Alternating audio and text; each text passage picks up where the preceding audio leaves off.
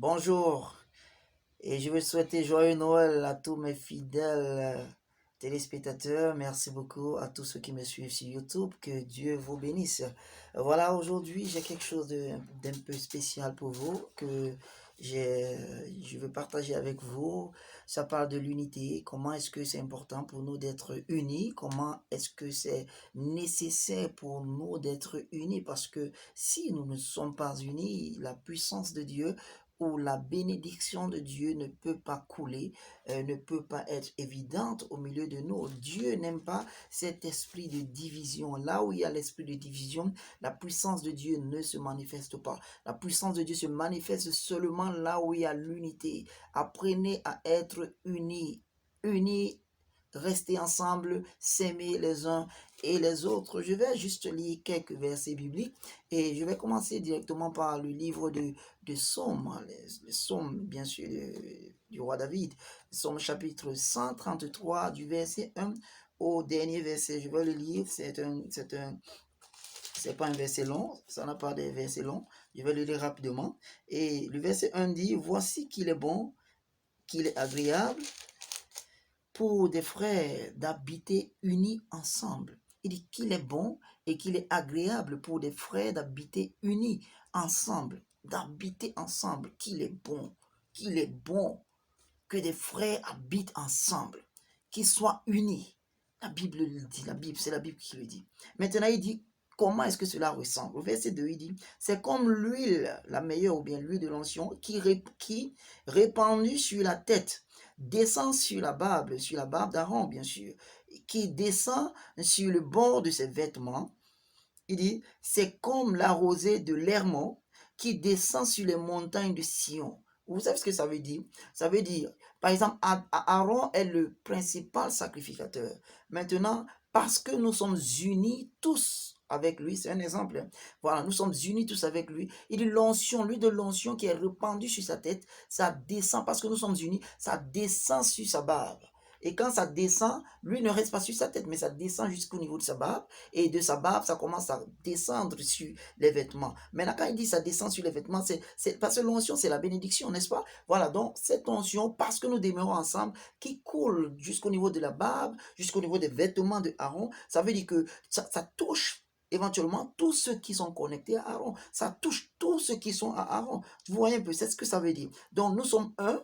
Nous sommes un. Et comme nous sommes un, quand la tête reçoit l'onction touche tout le corps. C'est ce qu'il dit. Et il dit quelque chose de dernier verset ici, verset 3, le dernier paragraphe. Il dit quelque chose, il dit c'est là que l'Éternel donne la bénédiction, la vie pour l'éternité. Il dit, c'est là que l'Éternel donne la bénédiction. C'est là, là, là, là, là. Là où est-ce que l'Éternel donne la bénédiction? Pourquoi cherchez-vous la bénédiction ailleurs? La bénédiction, il y a quelque part où le Seigneur nous donne la bénédiction. Il dit, le Seigneur donne la bénédiction quand nous sommes unis. Chaque fois que nous sommes unis, c'est là où le Seigneur donne la bénédiction. Chaque fois qu'il y a l'unité, c'est là que l'Éternel donne la bénédiction. Regardez par exemple les apôtres de Jésus-Christ.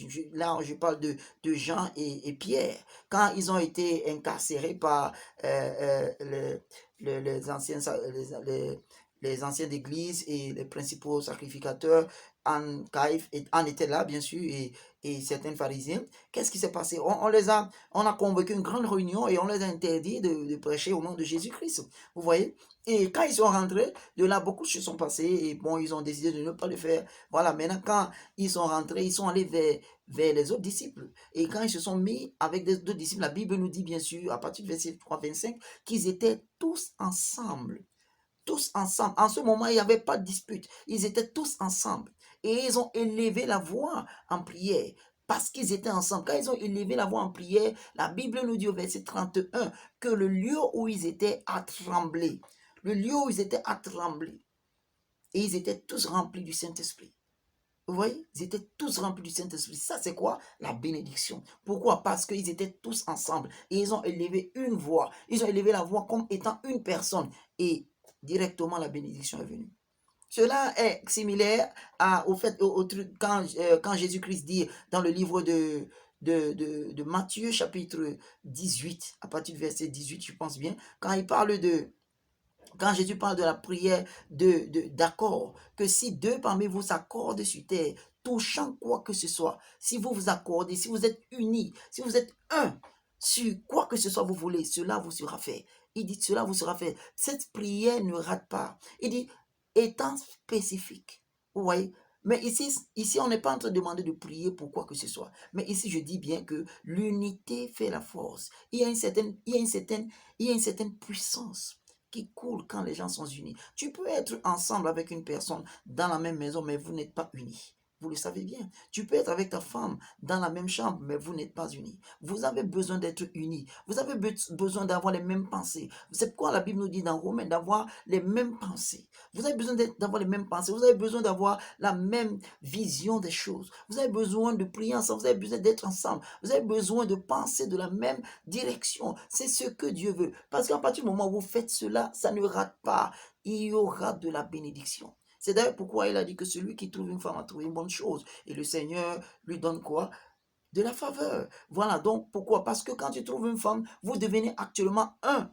Vous voyez, donc c'est deux parties qui deviennent un. Chaque fois que deux parties ou plusieurs parties deviennent un, il n'y a pas raison de ne pas avoir la bénédiction. Regardez dans l'Ancien Testament. Dans l'Ancien Testament, dans le livre de Genèse, je crois, à partir du verset 11, ils étaient là et ils se sont juste mis ensemble. Ils ont décidé. Ceux-là n'étaient même pas nés de nouveau. Mais c'est des hommes, ils ont décidé de bâtir la tour de Babel.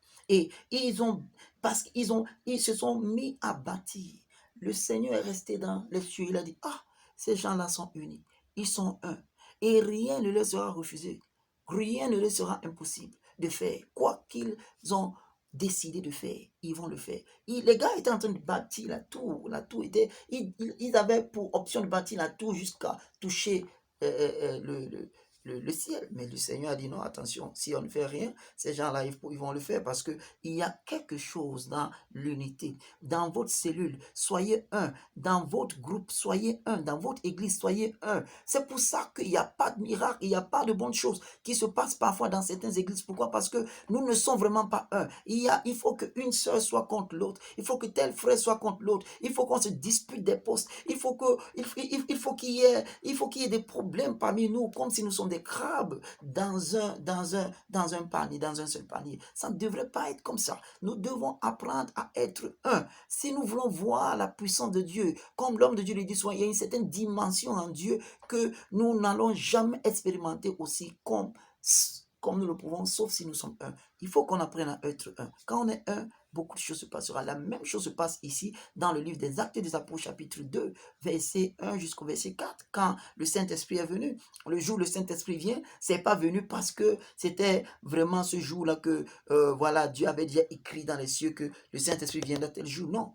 Moi, je me dis que le Saint-Esprit est venu, bien sûr, mais c'est pas trop parce que le Saint-Esprit est venu en ce jour-là, parce que Dieu avait écrit que le Saint-Esprit viendra ce jour. Mais le Saint-Esprit est venu pourquoi? Parce que ce jour-là, Jésus les avait dit bien sûr que, attendez, ne quittez pas Jérusalem, attendez à Jérusalem, jusqu'à ce que vous soyez remplis de la puissance d'en haut. Alors pendant qu'ils étaient là à Jérusalem, ils attendaient. Dans ce temps-là, ils étaient en dispute, ils n'étaient pas en accord. Pourquoi? Parce qu'il y a d'autres moments, comment on l'appelle, Thomas, qui ne croyait pas que c'était vrai, la résurrection de Jésus. Il y a d'autres qui doutaient. Il y a beaucoup, ils n'étaient pas en accord. Vous voyez, peut-être dans le leadership, il y a d'autres qui étaient en tête de vouloir contredire Pierre, ainsi de suite. Il y a tous ces petites choses qui pourraient exister dans un groupe, dans n'importe quel groupe. Mais le jour où la Bible dit, le jour où ils étaient en accord, dans la chambre haute, ils étaient 120 disciples. Ça, c'est le seul jour où ils ont été en accord.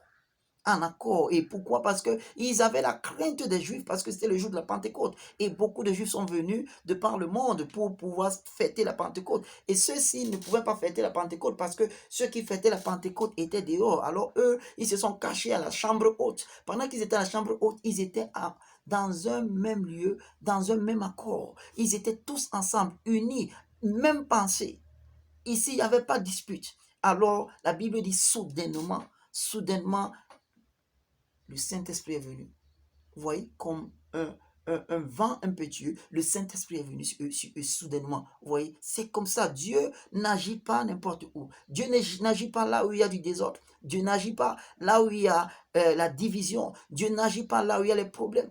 Tant qu'il y a des problèmes dans votre église et vous embellissez ces problèmes, tant qu'il y a des coups bas dans cette église, tant qu'il y a du manque d'amour dans cette église, Dieu n'agira pas. Tout ce qu'on fera, c'est de la religion. Nous avons besoin d'apprendre d'être un. J'ai dit un seul, savoir que non, nous sommes de ceux qui appartiennent à Jésus-Christ. Jésus nous a dit de s'aimer les uns les autres, afin que le monde sache que nous sommes ses disciples. C'est ça qui prouve. Ce n'est pas nos vêtements, c'est pas ce que nous portons les dimanches, c'est pas ce que nous portons les mercredis, c'est pas ce que nous portons chaque jour. Non, ce n'est pas notre présentation physique qui prouve que nous sommes des chrétiens. Non, les moines peuvent être identifiés de cette manière, les juifs orthodoxes peuvent être identifiés de cette manière, les musulmans peuvent être identifiés de cette manière, mais toi, chrétien, la seule chose qui t'identifie, c'est l'amour envers ton prochain. Parce que Jésus a dit, tu aimeras le Saint ton Dieu de tout ton cœur, de ton âme, de toute ta pensée et de toute